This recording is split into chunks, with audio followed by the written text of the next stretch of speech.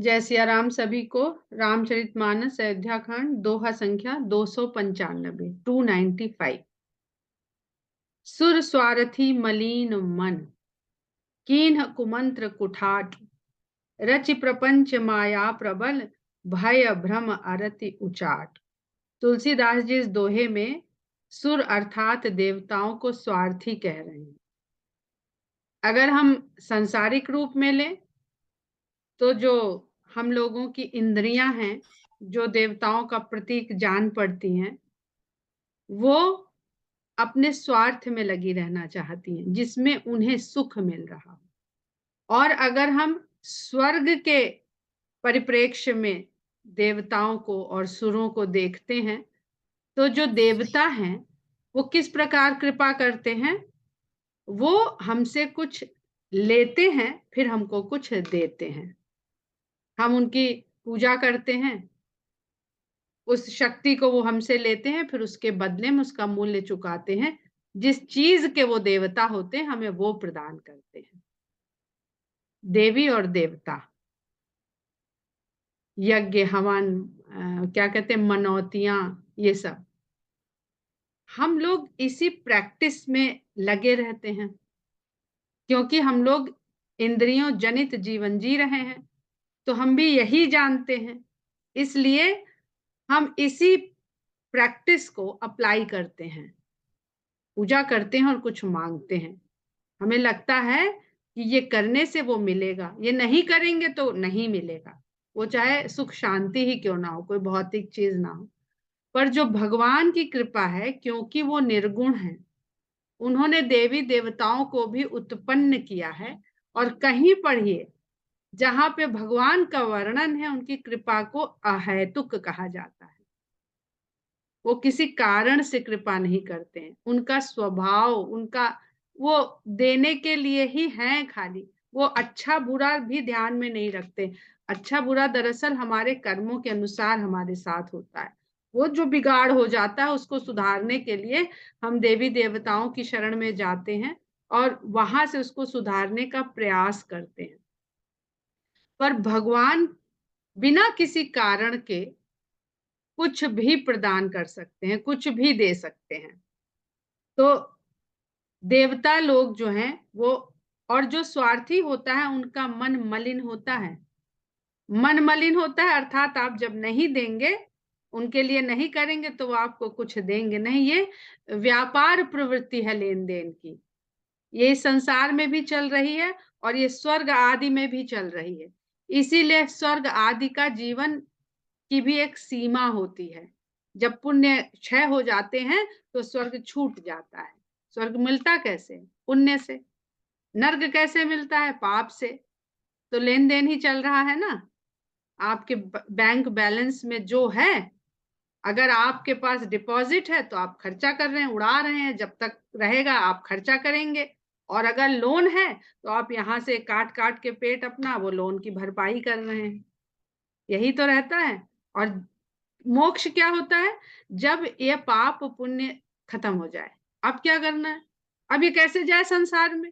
अब इसको सुख भोगने भेजा जाए कि कष्ट भोगने भेजा जाए? कुछ है ही नहीं, न्यूट्रल हो गया, उदासीन हो गया। तो फिर वो उसको मोक्ष कहते हैं, मुक्ति कहते हैं। ये भाव अगर हमने अपने जीवन काल में पा लिया तो मुक्ति है, और नहीं पाया तो इस जीवन में भी बार बार सुख दुख के चक्कर में फेर में पड़ते रहते हैं। और अगर हम पूर्व जन्म को मानते हैं, पुनर्जन्म को मानते हैं, तो फिर हम बार बार जन्म लेकर भी यहाँ पर इस चक्कर को पूरा करने आते हैं। ये अपनी अपनी आस्था और अपने अपने बिलीफ सिस्टम की बात है। आप मान लो तो आप अगले जन्म में भी आओगे सुख दुख भोगने, और जिनके यहाँ ये कॉन्सेप्ट नहीं है वो इसी जन्म में इसमें पड़े रहेंगे, मुक्त कहाँ हुए। इस जन्म में सुख दुख तो वो भी भोग ही रहे हैं। तो इस प्रकार उन्होंने उच्चाटन फैला दिया अपना हित साधने के लिए।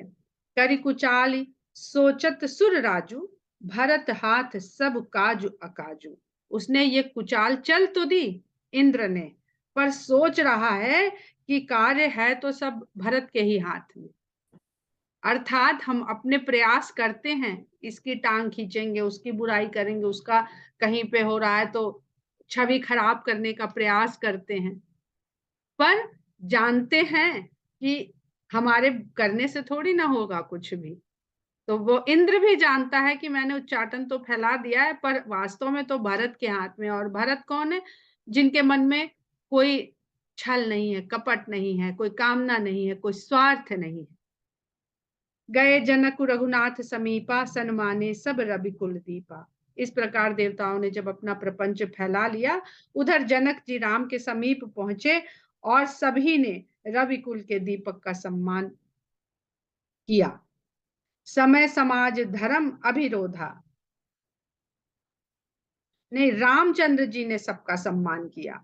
समय समाज धर्म अभिरोधा, बोले तब रघुवंश पुरोधा। जब ये औपचारिकता हो गई, तब रघुवंश के पुरोधा अत्यंत विद्वान वशिष्ठ जी बोले, जिनके अब देखिए इंद्र ने तो उच्चाटन फैला दिया है, लेकिन वशिष्ठ जी के लिए समय समाज धर्म सब अविरोध है, यानी किसी का भी उनसे विरोध नहीं है, सब उनके अनुकूल है। तो ये उच्चाटन, ये छोटे मोटे जो द्वंद हमारे सामने आते हैं, इनसे प्रभावित तो वही व्यक्ति होता है जो इंद्रियों के बहुत वशीभूत होता है, इंद्रियों की बहुत कैद में होता है। पुरोधा, जो वशिष्ठ जैसे व्यक्ति होते हैं, उनके लिए समय समाज धर्म सदा उनके पक्ष में होते हैं। जनक भरत संवाद सुनाई, भरत कहा उत कही सुहाई। जनक जी ने भरत का जो संवाद है उसको वहां पर सुनाया राम के सामने पूरी सभा में। और भरत जी की जो भी बातें थी, जो सबको सुंदर लगने वाली थी, वो वहां पर कहने में फिर से सबको सुहावनी लगी, अच्छी लगी। तात राम जस आयसु देहु, सो सब करे मोर मत एहु। फिर कहते हैं, तात राम जस आयसु देहु, कि राम जिस प्रकार की आज्ञा देंगे सो सब करे, वही सब लोग करेंगे। मेरा मत, मेरा विचार यही है। सुनि रघुनाथ जोरि जुग पानी, बोले सत्य सरल मृदुबानी। जनक जी की ये बात सुन करके रामचंद्र जी हाथ जोड़कर बहुत ही सरल और मीठी वाणी में सत्य वचन कहते हैं, सत्य बात कहते हैं कि विद्यमान आपुनि मिथिलेशु, मोर कहब सब भांति भदेशु। कि आपके यहाँ पर विद्यमान होते हुए मैं आज्ञा दूं कि सब लोग ये करें, ये सब प्रकार से बहुत भद्दा लगेगा। आप यहाँ पर पूजनीय हैं, गुरुजन हैं, बड़े हैं। राउर राय रजाय सुहोई, राउर शपथ सही सिर सोई। कहते हैं कि हे राजा, आपकी जो भी राज आज्ञा होगी, रजायस, यहाँ पर राम जनक जी की कही हुई बात को राज आज्ञा की तरह स्थापित कर रहे हैं, अर्थात स्वयं को राजा नहीं मान रहे हैं। तो राज आज्ञा का पालन सबको करना होता है, ये सभी जानते हैं। तो कहते हैं, हे राजा, आपकी जो आज्ञा होगी वही सब लोग शपथ सही सिर सोई। आपकी शपथ कह के कहता हूं कि वो सभी लोग शिरोधार्य करेंगे। राम शपथ सुनि मुनि जनक सकुचे सभा समेत। अब राम ने शपथ ले ली, राम ने शपथ ले ली, जिनको जिनकी लोग शपथ खाते हैं उन्होंने स्वयं शपथ ले ली कि जो आप कहेंगे वो सब लोग करेंगे, हम ही नहीं सब लोग करेंगे। तो सभी लोग संकोच में पड़ गए, जनक के सहित सभी संकोच में पड़ गए। सकल बिलोकत भरत मुख, बनई न उत्तर देत। और सब भरत का मुख देखने लगे, किसी को कोई उत्तर देते ही नहीं बन रहा है, क्योंकि यहाँ पे आने का जो प्रयोजन है मुख्य, वो तो भरत का है। इच्छा भरत ही लेके आए हैं ना सबको, तो मुंह तो सब उन्हीं का देखेंगे, अपनी नहीं चला देंगे कि लेके तो कोई आया है, किसी का मंतव्य और गंतव्य है और चला हम अपनी दे। जैसे ही हमको इम्पोर्टेंस मिली, हमने अपनी चला दी कि हाँ हमें कहा जा रहा, हम कहेंगे, जो हम कहेंगे वो सबको करना पड़ेगा। तो समझ देखिए सबकी, और सबका वहां पर व्यवहार देखिए। एक मिनट म्यूट कर ले कोई। हाँ ठीक हुआ। सभा वंदना जी सभा सकुच बस भरत निहारी, राम बंधु धरि धीरज भारी। अब सभा का मुंह घूम गया, भरत जी की ओर निहारने लगे सब। तो राम बंधु, अब जब धीरज की बात आ रही है तो तुलसीदास जी भरत को राम बंधु कह रहे हैं, राम के भाई। जो राम का बंधु होगा वही इस तरह की कठिन परिस्थितियों में धीरज धारण कर सकता है।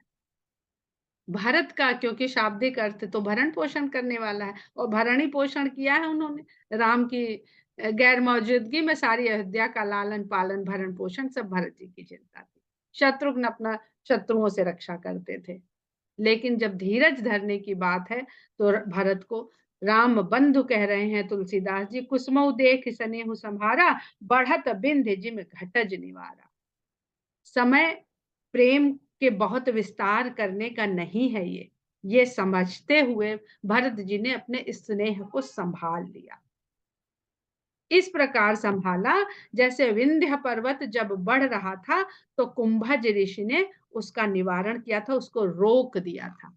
यहाँ पे विंध्याचल पर्वत बहुत सारे भौगोलिक और आध्यात्मिक चीजों का प्रतीक है। कहते हैं दंडकारण्य के आगे कभी कोई जाता नहीं था। इससे ये पता चलता है कि सभ्यता शायद इतने क्षेत्र में थी। दंडकारण्य के बाद सब वन प्रदेश ही था, जहां पर बहुत पशु रहते थे, हिंसक पशु रहते थे, तो वहां पे मनुष्य की सभ्यता विकसित नहीं हुई थी। अगस्त्य मुनि ने पहली बार विंध्याचल पर्वत को पार किया था और एक कोई तारा वहां से जो दिखता था दक्षिण की तरफ जाने से ही, उस भौगोलिक स्थिति में, अब तो खगोल शास्त्र की स्थिति बदल रही है तो वो सब बदल गया है। ये सब वाल्मीकि रामायण में इस सब का बहुत वर्णन है। इसीलिए विंध्य को घटा दिया, मतलब जैसे माउंट एवरेस्ट को फतेह कर लिया ना, तो उसको घटा दिया, उसके ऊपर खड़ा हो गया व्यक्ति, तो वो उसके नीचे हो गई तो घट गई ना। क्या कहते हैं ना, बड़ी लाइन को छोटा कैसे करना, उसके आगे एक और बड़ी लाइन। तो उसके ऊपर जब आप पार हो गए तो आप उससे आगे बढ़ गए। बहुत सारे इसके तात्पर्य हैं। तो वाल्मीकि रामायण जो है वो भूगोल और इतिहास और खगोल विज्ञान सबको बहुत ज्यादा वर्णित करते हुए चलती है। तुलसीदास जी की रामायण में चरित है, कथा है और अध्यात्म। शोक कनक लोचन मति छोनी, हरि विमल गुणगन जगजोनी, भरत विवेक बराह विशाला, अनायास उदरी तही काला। अब ये यहाँ पर सतयुग का वर्णन कर दिया है और इतना सुंदर भगवान के जो तृतीय अवतार है मत्स्य कच्छप के बाद वराह अवतार, उसका इतना सुंदर उन्होंने बुद्धि, बुद्धि ही पृथ्वी है हमारी, हमारे शरीर में अगर हम इसको पूरा मान लेते हैं ब्रह्मांड, तो बुद्धि ही उस ब्रह्मांड में, जो एक ब्रह्मांड कहते हैं ना, अनेकों अनेकों ब्रह्मांड देख लिए। जब काकभूषुंडी जी ने या माता कौशल्या को उन्होंने सब दिखा, दर्शन दिया भगवान ने, तो अनेकों ब्रह्मांड देख लिए। तो अनेकों, ये हम सब अनेकों ब्रह्मांड ही है, एक एक रचना में ब्रह्मांड समाया हुआ है। तो इसमें जो बुद्धि रूपी पृथ्वी है, पृथ्वी बुद्धि का रूप है, उसको शोक रूपी हिरण्याक्ष ने हर लिया है। विमल गुण गण जग जोनी, जो जग जोनी संसार की योनि स्वरूपा है। पृथ्वी ना हो तो संसार कहाँ उत्पन्न होगा, योनि से उत्पत्ति होती है। जीव की उत्पत्ति स्त्री की योनि से होती है, इसीलिए उसको माता उसको भी कहते हैं, धरती को भी कहते हैं। तो पृथ्वी के ही भीतर से सब कुछ फूटता है। जग जोनी, संसार की योनि स्वरूपा जो है, उसको हर लिया। तो हिरण्याक्ष कौन है? हिरण्याक्ष के दो अर्थ होते हैं। हिरण्य माने सोना, अक्ष माने आंख। तो आंख को सोना चाहिए, अगर विश्राम करना चाहती है तो आंख को सोना यानी निद्रा चाहिए। और आंख अगर अपने उद्देश्य से भटक गई तो उसको सोना अर्थात स्वर्ण दिखता है, माया दिखती है, जो संपत्ति है, संपदा है। तो इस अक्ष को, और देखिए यहाँ पे कनक लोचन, अब समझ लीजिए अर्थ। तुलसीदास जी ने सब कुछ कह दिया। हिरण्याक्ष का पर्यायवाची कनक लोचन सब कुछ कह रहा। कनक माने सोना, लोचन माने आंख। तो जिसकी आंख में सदा स्वर्ण लगा रहता है, वो उसकी बुद्धि हट जाती है, उसकी बुद्धि हट जाती है, वो सही गलत का भेद नहीं करता है। और हिरण्याकश्यप, हिरण्य माने फिर सोना और कश्यप माने तकिया, सुख साधन। जब आप इतना सोना जुटा लेते हैं तो फिर आप ऐशो आराम करते हैं। ये दो भाई हैं, ये साथ में रहते हैं।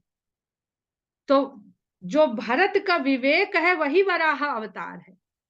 जब इस प्रकार की मति बन जाए और ऐसी बुद्धि की गति हो जाए तो विवेक ही आपका वराह अवतार होता है, जो अनायास उधरीते ही काला, जो उस पृथ्वी को जो जलमग्न हो गई है, जो दिखाई नहीं दे रही है, उसको, उस जलमग्न हुई पृथ्वी को, बुद्धि को तो नजर नहीं आ रही है, उसको अनायास वो उभार ले आते हैं, ऊपर ले आते हैं, प्रकट कर देते हैं।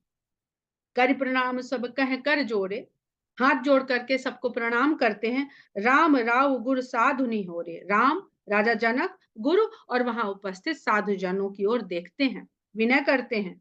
क्षमब आज अति अनुचित मोरा, कहाहु बदन मृदु बचन कठोरा। कहते हैं आज मैं ये जो अनुचित करने जा रहा हूं इसको क्षमा कर दीजिए।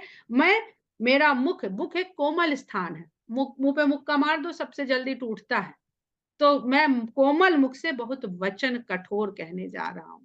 मुख कहते हैं हमारे शरीर में सबसे ज्यादा फ्लेक्सिबल अर्थात मुलायम कोई अंग है तो वो है हमारी जीभ, जिह्वा।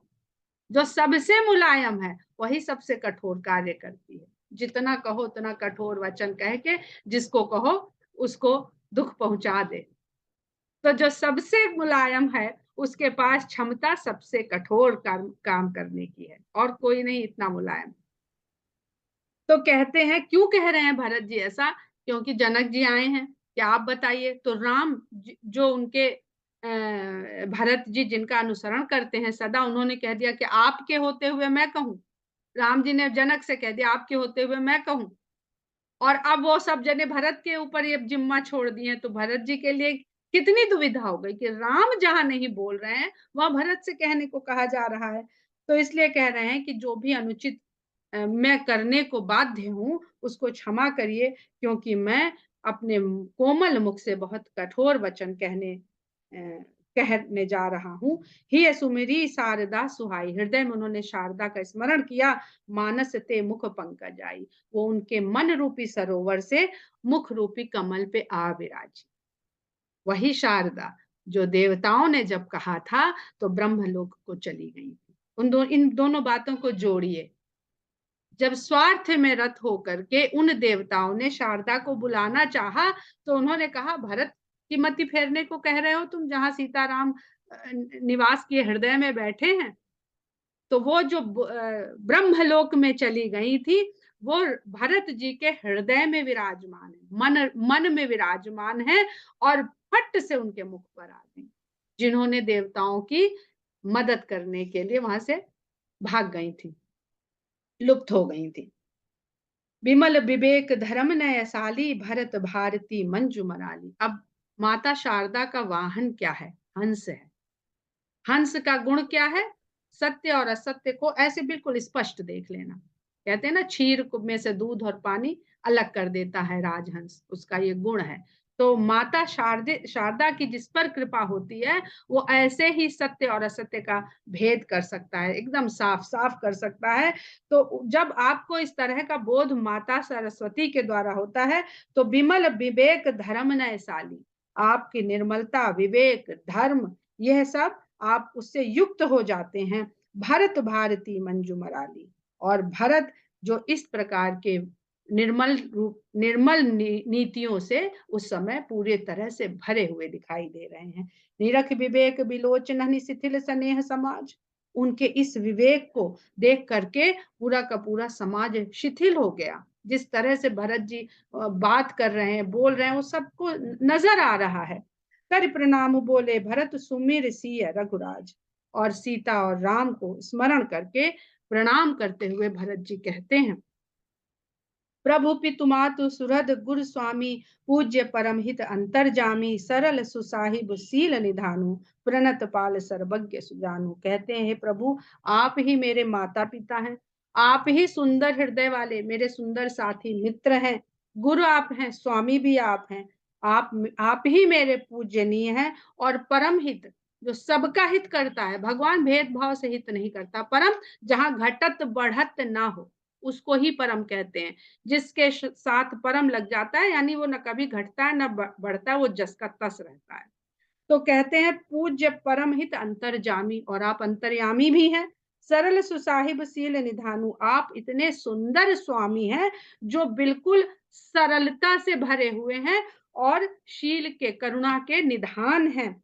प्रणत पाल, आप अपनी शरण में आए हुए को पालते हैं, रक्षा करते हैं उसको, और सभी कुछ जानने वाले ज्ञानी आप हैं, हमसे कहने को कहा जा रहा है। आप ज्ञानी भी हो, अंतर्यामी भी हो, मेरे मालिक भी हो, मेरे साथी भी हो, जिससे हमारी कोई बात छुपी ही नहीं है। तब भी हमसे कहने को कहा जा रहा है, समर्थ शरणागत हितकारी, आप शरण में आए हुए का कल्याण करने में पूरी तरह समर्थ हैं। गुण गाहक अवगुण अघहारी, आप गुणों के ग्राहक हैं और अवगुणों को हरने वाले हैं। देवताओं के लिए ऐसा नहीं कहा जाता है। देवताओं के लिए बार-बार स्वार्थी कहा जाता है। इसीलिए बार-बार तुलसीदास जी कहते हैं कि ऐसे स्वामी को छोड़ के किसी और को भजे तो उसको अभागा मानना चाहिए, कि आपके पास किस तरह के राम हैं। जो गुणों को तो ले लेते हैं और अवगुणों को आप से भी दूर कर देते हैं। खुद भी नहीं लेते, उनको हर लेते हैं, उनसे मुक्त कर देते हैं आपको। देवता नहीं करते ऐसा। देवता अवगुणों का फल देते हैं और गुणों का बढ़िया फल देते हैं। शुभ का फल शुभ और अशुभ का फल अशुभ। ये प्रकृति का नियम है, इसमें बेचारे देवी देवताओं को कोई दोष नहीं। स्वामी गोसाई ही सरिस गोसाई, मोहि समान मैं साई दुहाई। आपके जैसा स्वामी तो बस आप ही हैं। आपके जैसा स्वामी संसार में है ही नहीं। स्वामी गोसाई ही सरिस गोसाई, और मेरे समान साई का विद्रोही, स्वामी का विद्रोही केवल मैं हूं।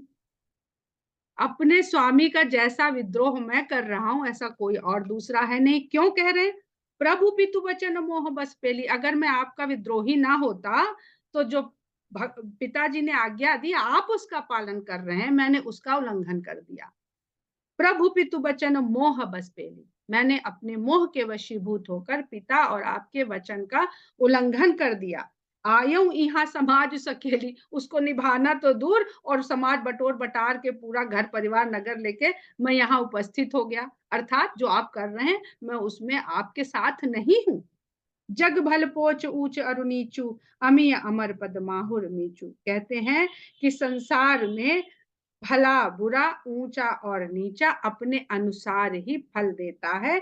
जैसे अमृत के साथ अमृत का पान करने से अमरता और विष का पान करने से मृत्यु ही प्राप्त होती है। राम रजाई मेट मन माही, देखा सुना कतहु को नाही। आपकी रजाई को, आपकी रजामंदी को कोई मिटाना चाहे, ऐसा तो मैंने न कहीं देखा और न सुना। सो मैं सब विधि कीन्ह ढिठाई, ये मैंने कभी नहीं देखा कि आपकी इच्छा को, आपकी आज्ञा को मिटाने की, अर्थात भरत सब जान रहे हैं ये सब जो हुआ ऐसे मेरी माता का कोई दोष नहीं है। ये बिना भगवान राम की इच्छा के सब हो नहीं सकता कि मेरी माता ने ये रच दिया है प्रपंच। तो वो खुद ही कह रहे हैं कि मैंने तो ना ऐसा देखा है ना सुना है, उसके बावजूद भी मैंने ये ढिठाई करी, ये धृष्टता करी। प्रभु मानी स्नेह सेवकाई, मैं कर रहा हूं उनकी आज्ञा का उल्लंघन, उनके काम में अड़ंगा, और भगवान उसको किस तरह से स्थापित कर रहे हैं? मेरा स्नेह दिखा करके मेरे सेवक धर्म को स्थापित कर रहे हैं कि मेरे जैसा चाहने वाला उनको कोई और नहीं है। अभी कोई ना कहना माने तो दो तमाचे देते हैं, बड़े भाई बड़ी बहन या माता पिता जो भी। अच्छा इतनी देर से कहने भी समझ में नहीं आया, तुम्हारे भले के लिए कह रहे हैं कि नहीं पार्टी नहीं जाना है, पिक्चर नहीं जाना, बैठ के पढ़ाई करो, इम्तिहान है, ऐसे करते हैं ना। पर वो तो उनकी आज्ञा के उल्लंघन को भी उनके लिए गुणों की तरह प्रस्तुत कर रहे हैं। कृपा भलाई आपनी नाथ कीन्ह भल मोर, दूषण भय भूषण सरिस, सुजस चारु चहुँ ओर। ये तो कहते हैं कि आपकी कृपा ने ही मेरे साथ ये भला कर दिया, क्योंकि आप कृपालु हो। आज्ञा उल्लंघन, धृष्टता, ढिठाई करने के बाद भी, क्योंकि आप कृपालु हो, आपका स्वभाव कृपा करना है, तो आपने इसे भी मेरा भला बना दिया, और जो मेरे दोष थे वही मेरे आभूषण हो गए। दूषण भय भूषण सरिस, मेरे दोष ही मेरे आभूषणों के समान हो गए, और जो मेरी निंदा होने वाली थी वो सुंदर यश बन के चारों ओर फैला दिया आपने। राउर रीति सुबानी, अभी आते भरत और रामचंद्र जी वहां पे अदालत लगाते कि देखो यही है वो भाई जिसकी वजह से ये सब हुआ है। तो सब लोग क्या कहते? यही तो कहते हैं कि हाँ बिल्कुल ठीक कह रहे हैं, सब इन्हीं के पीछे हुआ है। तो जो उनकी निंदा बननी चाहिए थी वही भरत जी का यश बन गया, क्योंकि राम ने इस तरह से उसको स्वीकार किया, इस तरह से उसमें अपना रिएक्शन दिया। राउर नीति सुबानी बड़ाई, जगत विदित निगमागम गाई। कूर कुटिल खल कुमति कलंकी, नीच निसील निरीस निसंकी। तेउ सुनि सरन सामुहे आए, सकृत प्रणाम किए अपनाए। कहते हैं कि राउर नीति, आपकी जो रीति है, सुबानी बड़ाई, वो सदा बड़ाई देने की ही है सबको। ये जगत विदित, ये वेदों में भी गाया गया है और संसार भी इस बात को जानता है कि आपकी तो रीति और नीति ही यही है कि आप सबको बड़ाई देना चाहते हैं। क्रूर कुटिल, क्रूर कुटिल, दुष्ट, बुरी बुद्धि वाले, कलंकित, नीच, जिनमें कोई शील संकोच ना हो, निरीश्वर, नास्तिक और निशंक, निडर रहने वाले। हमें कोई भगवान का डर नहीं। हम लोग कहते हैं ना, अरे भाई भगवान से तो डरो, इतना पाप करके कहाँ जाओगे। तो जो निरीश्वरवादी होते हैं, नास्तिक होते हैं, उन्हें किसी बात का डर है, कुछ नहीं होता, भगवान जो है सब यही है। तो जो इस तरह के निडर निर्भय रहने वाले लोग हैं, वो भी तेव सुनि शरण सामुहे आए, वो भी अगर आपके सम्मुख आ जाते हैं और एक बार प्रणाम कर देते हैं तो आप उन्हें भी अपना लेते हैं। देख दोष कबहु न उराने, सुनि गुण साधु समाज बखाने। आप उनके दोषों को कभी हृदय में आने भी नहीं देते हैं। यही सब आपका जो बखान है, ये साधुओं के समाज में यही गुण आपके बखान किए जाते हैं।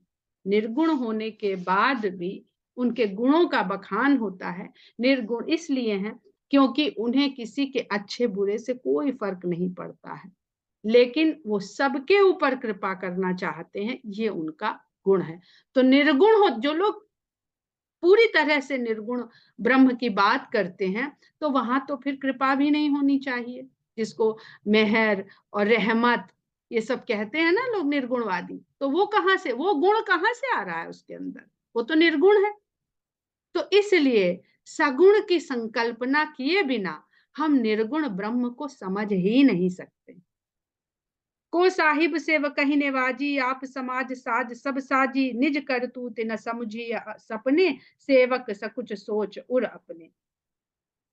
को साहिब सेवक कहीं नहीं, आपके जैसा स्वामी कहाँ है जो अपने सेवक के ऊपर इस तरह की कृपा करता है। मेहर निवाज फारसी का उर्दू का शब्द लिया है तुलसीदास जी ने, मुगल कालीन रचना है रामचरितमानस। तो बड़े अच्छे अच्छे सुंदर शब्द आ जाते हैं, साहिब, नेवाजी। आप समाज साज सब साजी, आप ही ने सारा ये साज समान सजाया है अपने सेवक के लिए। निज करतूत न सब समझी अपने, लेकिन सपने में भी आपको ये अपनी अपनी करनी नहीं महसूस करते हैं, नहीं जनवाना चाहते हैं। सेवक सकुच सोच और अपने की, आपके सेवक को इस बात का संकोच हो जाएगा कि मेरे स्वामी ने मेरे लिए ये किया है, क्योंकि सेवक का धर्म तो स्वामी के लिए करना है।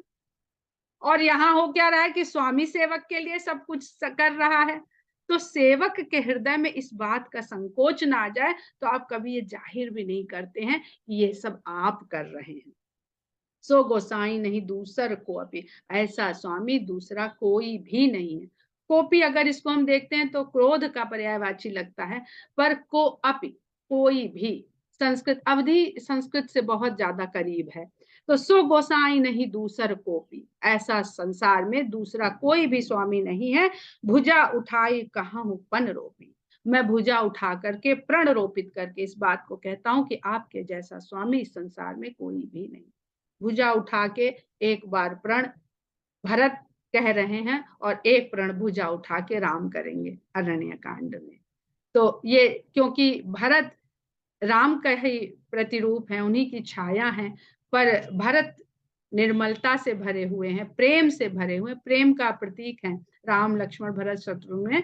भरत जो है वो प्रेम का प्रतीक है और राम ज्ञान का प्रतीक है। ज्ञान के साथ वैराग्य सदा रहता है, क्योंकि ज्ञानी को वैराग्य का ही साथ चाहिए। तो लक्ष्मण साथ रहते हैं और भरत प्रेम का प्रतीक है। प्रेम के साथ सदा शत्रुघ्न रहता है, जहां पे कोई शत्रु नहीं होता है, किसी तरह की कोई ऐसी भावना नहीं होती जो आपके प्रेम में शंका पैदा कर दे, विकार पैदा कर दे। सारे शत्रुओं का हनन हो जाता है जब आप वास्तविक प्रेम में ईश्वर के साथ जुड़ जाते हैं। इसलिए प्रेम के साथ शत्रुघ्न रहते हैं जो निशंक हैं, निडर हैं, और ज्ञान के साथ वैराग्य रहता है। कहते हैं पशु नाचत सुख पाठ प्रवीणा, गुण गति नट पाठक आदीना, कि पशु नाचता है और तोता बढ़िया बढ़िया पाठ पढ़ता है, और जो नट है वो बढ़िया नाच करता है। लेकिन ये सब किसके अधीन है?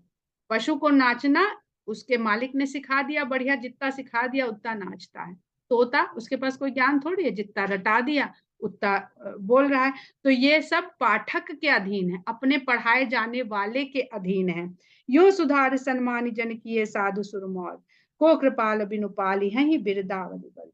तो ये सब जो सुधार आप करते हैं अपने सेवकों के लिए और उन्हें साधुओं का शिरोमणि बना देते हैं, मेरे जैसा जिसने आपके साथ सब कुछ उल्टा किया, आपकी आज्ञा का उल्लंघन किया, यहाँ चला आया और बैठा हुआ अपनी बात भी कह रहा है और उसको आप अपने वचनों से साधुओं में शिरमौर बना रहे हैं। ऐसा कृपालु आपके बिना कौन है जो अपनी ही वृद्धावली को पालन करने, मतलब वृद्धावली यशगान को कहते हैं, जिसको राजाओं की जो गायन करते हैं ना, भाट वृद्धावली गायक इत्यादि। तो जो जो वेदों ने, आप तो निर्गुण हो, वेदों ने जो आपका बखान कर दिया, आप उसको सत्य सत्य सत्यापित करते हो कि भाई ये कह दिया है, ये सत्य है, उसका पालन आप ही करते हो। तो यूं सुधार सन्मानी जन, इस प्रकार आप भूलों को सुधार करके अपने लोगों को सम्मान बढ़ाते हैं और साधुओं में शिरमौर करते हैं। को कृपाल बिन उपाली हैं बिरदावली बरजोर। इस प्रकार से बरजोरी करके इस यश को स्थापित करने वाला आपके अलावा दूसरा कोई भी नहीं है। हम लोग दोहा संख्या 299 पर ही विराम देते हैं। जय सिया राम।